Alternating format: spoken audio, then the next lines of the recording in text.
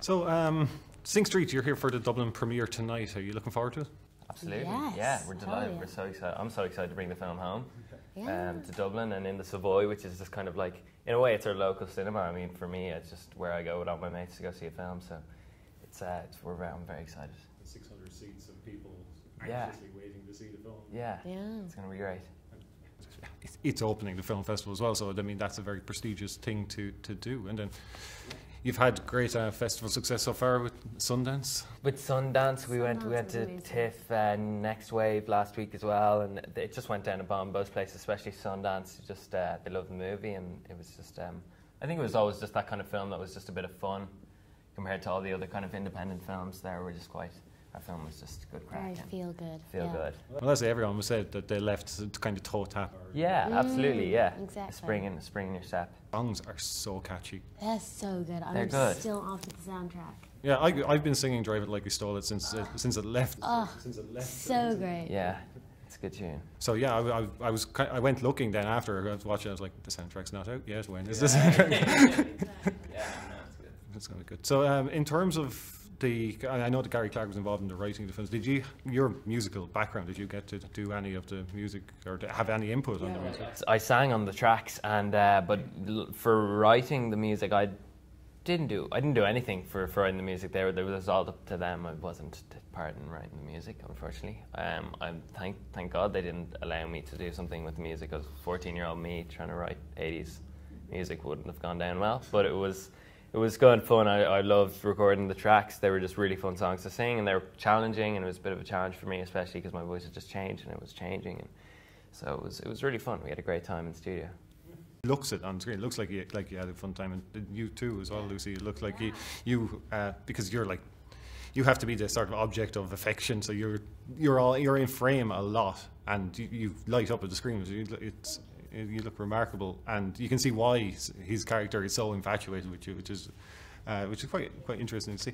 How did the age difference work out between you? Because you're that bit older than he is. Yeah, that was a kind of met in the middle, because obviously Ferdia looks a bit older than he is, and I'm playing down, which, I mean, I think I have a face of a 12-year-old, so it wasn't too much of a problem. But I think it actually worked with the character. She's supposed to be older looking. Yes. That's the idea. Because she's been through a lot for someone her age, she feels like she's earned this air of sophistication, this level of sophistication. So she actually acts a lot older than she is. So I guess that being able to look back on myself when I was 16, 17 worked very well with the character. And you're playing the director. You're playing John Carney himself. Yeah.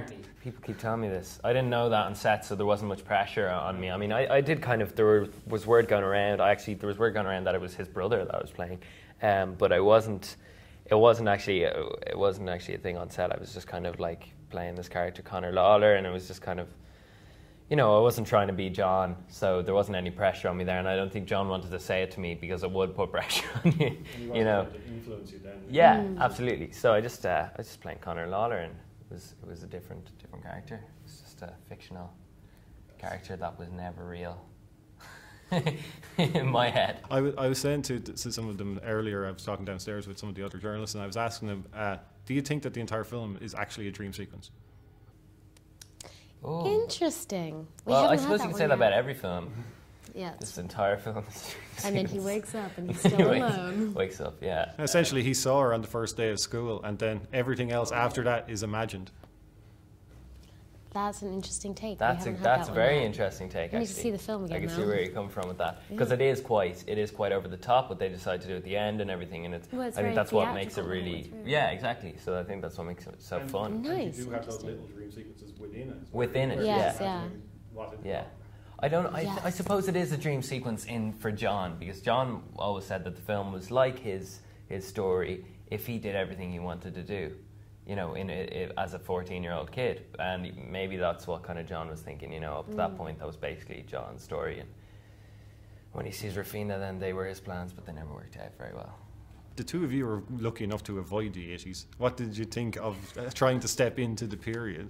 It was great. I watched loads of music videos. That's what I did loads. I just watched tons of music videos. Great music education from John. Absolutely. And loads of style, and a lot of it was, getting into the zone for dancing and everything, and for getting those movements going. That was really fun. And I mean, I learned so much from it. I hadn't really gotten into 80s stuff before.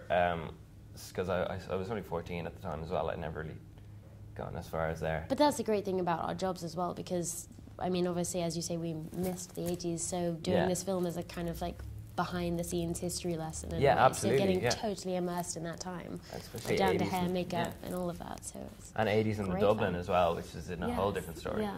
Recession, and everybody's having a bit of a shit time. So Well, this will make people feel a lot better. Thanks for Yeah. this. Thank you all so right. much. All the best.